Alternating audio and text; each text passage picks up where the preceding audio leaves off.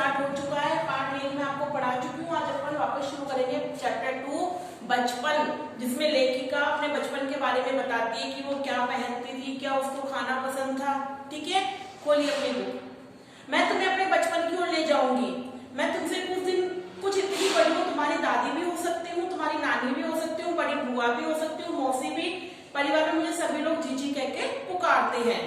हाँ, मैं इन दिनों कुछ बड़ा यानी कि उम्र में सयाना महसूस करने लगी हूँ, शायद इसलिए कि पिछली शताब्दी में पैदा हुई थी।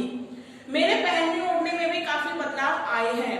पहले मैं रंग बिरंगे कपड़े पहनती रही हूँ, नीला, जामुनी, ग्रे, काला, चॉकलेटी। अब कुछ मन ऐसा करता है कि सफेद पहनूं, गहरे नहीं, हल्के रंग। मैंने पिछले दशकों में तरह तरह की पोशाक पहनी है। पहले फ्रॉक, फिर निक्कर, वॉकर, स्कर्ट, लहंगे, गरारे और अब चूड़ीदार और घेरदार कुर्ते। बचपन में कुछ फ्रॉक तो मुझे अब तक याद है। हल्की नीली और पीली धारीवाल फ्रॉक, गोल कॉलर और बाजू पर भी गोल कप। एक हल्के गुलाबी रंग का बारीक चुन्नटों वाला घेरदार फ्रॉक, नीचे गुलाबी रंग की फ्रिल। उन दिनों फ्रॉक के ऊपर जेब में रुमाल और बालों में इतराते रंग बिरंगे रिबन का चलन था, मैचिंग का। अगर आपने रेड फ्रॉक पहना है तो रेड ही रिबन होता था। लेमन कलर का बड़े प्लेटों वाला गरम फ्रॉक, जिसमें नीचे पर टकी थी। 2 ट्यूनिक भी याद है, चॉकलेट रंग का और अंदर की फोटो प्याजी कोटी प्याज, दूसरा ग्रे और उसके साथ सफेद कोटी। ये लेखिका बता रही कि पहले वो क्या पहनती थी। ठीक है ना।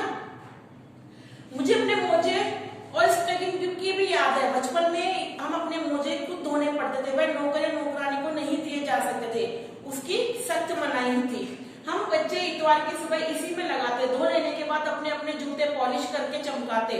अब जूते, कपड़े या ब्रश से रगड़ते और पॉलिश की चमक उभरने लगती, तो इतवार यानी संडे को क्या करते थे वो लोग, अपने जूते साफ पॉलिश करते थे और अपने सॉक्स धोते थे। सवाल, मुझे आज भी बूट पॉलिश करना अच्छा लगता है। हालांकि अब नई नई किस्म के शू आ चुके हैं, कहना होगा कि पहले से कहीं ज्यादा आरामदायक हैं। हमें जब नए जूते मिलते तो उनके साथ ही छालों का इलाज भी शुरू हो जाता। बच्चों, आप जानते हो जब नई चप्पल या नए जूते पहनते तो पैरों में छाले हो जाते हैं। तो कभी ये लेखिका हमसे यही कह रही है कि जब भी नए जूते आते हैं तो छालों का इलाज भी स्टार्ट हो जाता। जब कभी लंबी सैर पर निकलते अपने पास रुई जरूर रख के ले जाते। जूता लगा तो रुई मोजे के अंदर। हाँ, तुम्हारे बचपन में तो बहुत फर्क हो चुका है। हर शनिवार को ऑलिव ऑयल या कैस्टर ऑयल पीना पड़ता। यह एक मुश्किल काम था, मतलब हर शनिवार को उनको ऑलिव ऑयल दवाई के जैसे पीना पड़ता है, जिससे इनकी हेल्थ ठीक रहे। शनिवार को सुबह से ही नाक में इसकी गंध आने लगती। छोटे शीशे के गिलास जिन पर ठीक खुराक के लिए निशान पड़े रहते, उन्हें देखते ही मितली आने लगती, मतलब मन उल्टी जैसा हो जाता। मुझे आज भी लगता है अगर हम भी न पीते वह शनिवारी दवा तो कुछ ज्यादा बिगड़ने वाला नहीं था, सेहत ठीक ही रहती। तुम्हें बताऊंगी हमारे और तुम्हारे समय में कितनी दूरियां, ये अंडरलाइन करो, ये क्वेश्चन भी है आपका। यहाँ तक कि बचपन की दिलचस्पियां भी बदल गई। याद है उन दिनों घरों में ग्रामोफोन थे, रेडियो टेलीविजन नहीं है। तो देखो, जब लेखिका के टाइम में तो क्या थे, ग्रामोफोन, और अब अपने टाइम में क्या है, रेडियो और टेलीविजन। हमारे बचपन की कुल्फी आइसक्रीम हो गई, मतलब लेखिका के टाइम में क्या खाते थे वो लोग, आइसक्रीम, सॉरी कुल्फी, और आज हम क्या खाते हैं, आइसक्रीम। कचौड़ी समोसा पेटीज में बदल गया। पहले कचौड़ी समोसे खाए जाते थे, आज क्या खाते हैं, पेटीज। शहतूत और फाल से खसखस के शरबत कोक पेप्सी में बदल गया। पहले शरबत पे ज्यादा जो पीने पे जोर देते थे, अब पेप्सी, कोका कोला इन पे जोर देते हैं। उन दिनों कोक नई लेमन विंडो मिलती थी। शिमला और नई दिल्ली में बड़े हुए बच्चों को बेगर्स और डेविड रेस्टोरेंट की चॉकलेट और पेस्ट्री मजा देने वाली होती। हम भाई बहनों की ड्यूटी लगती शिमला मॉल से ब्राउन ब्रेड लाने की। हमारा घर मॉल से ज्यादा दूर नहीं था, एक छोटी सी चढ़ाई और गिरजा मैदान पहुंच जाते। वहां से उतराई उतरते और मॉल पर कन्वेंशनरी काउंटर पर तरह तरह की पेस्ट्री और चॉकलेट की खुशबू मनभावनी। हमें हफ्ते में एक बार चॉकलेट खरीदने की छूट थी। सबसे ज्यादा मेरे पास ही चॉकलेट का, टॉफी का स्टॉक रहता था।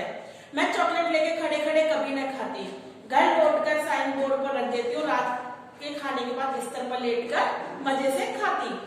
शिमला के काफल में बहुत याद है, खट्टे मीठे, कुछ एकदम लाल, कुछ गुलाबी, रसभरी कसमल। ये काफली फ्रूट है, फल का नाम है, ठीक है ना।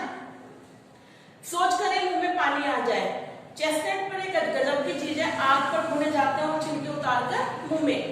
चने जोर गरम, अनारदाने का चूर्ण, हाँ चने जोर गरम, पुड़िया जो तब भी थी और अब भी नजर आती है।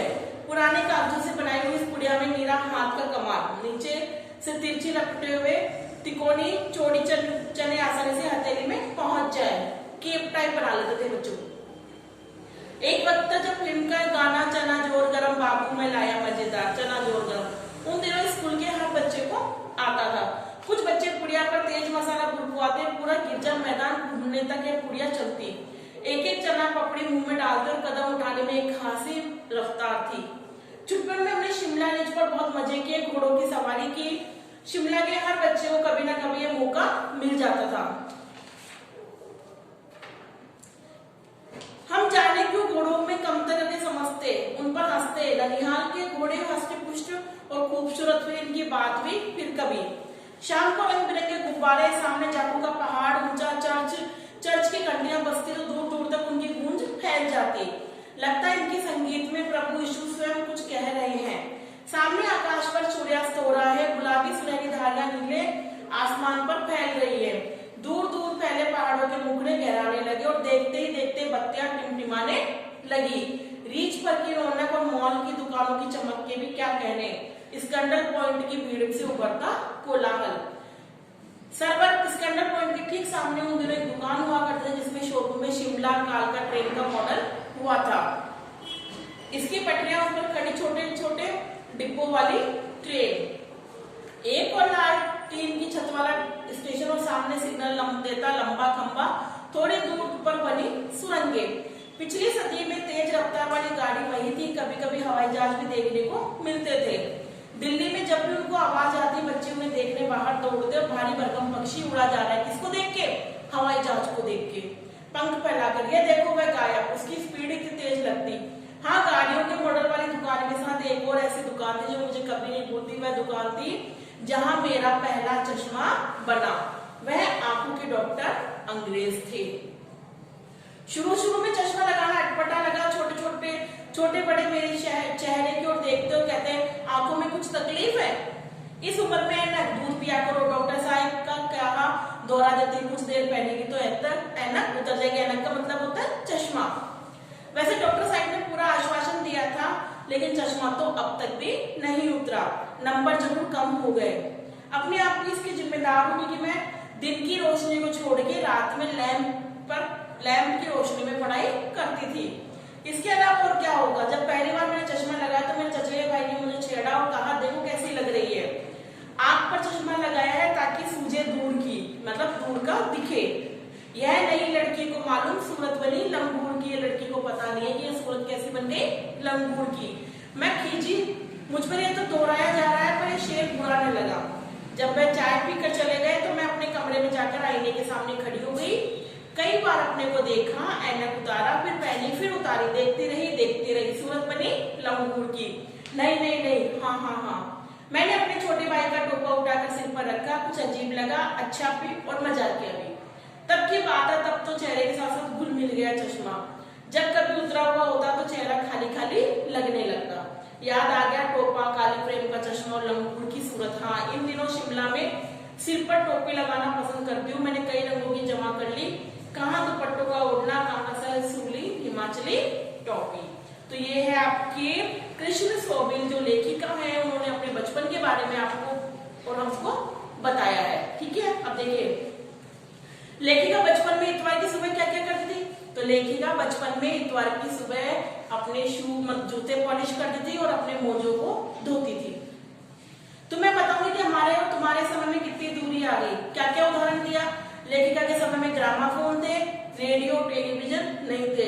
लेखिका के समय में कचौरी समोसे थे, पेटीज नहीं थी। लेखिका के समय में ये खसखस के शरबत थे, कोल्ड ड्रिंक नहीं थी, यानी पेप्सी और कोला नहीं थी। ठीक है, पाठ में पता करके लिखो लेखिका को चश्मा क्यों लगाना पड़ा और चश्मा लगाने में उनके चचेरे भाई ने क्या क्या कर चुराते थे।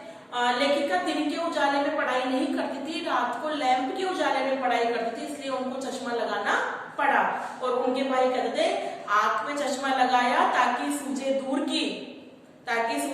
की, यह नई लड़की को मालूम सूरत बनी लंगूर की। लेखिका अपने बचपन में कौन कौन सी चीजें मजे लेकर खाती थी। तो लेखिका बचपन में चॉकलेट, स्ट्रॉबेरी, खसखस, शहतूत, ये सब मजे लेकर खाती थी। ठीक है, तो आपको पढ़ना है और इसके प्रश्न उत्तर करने हैं।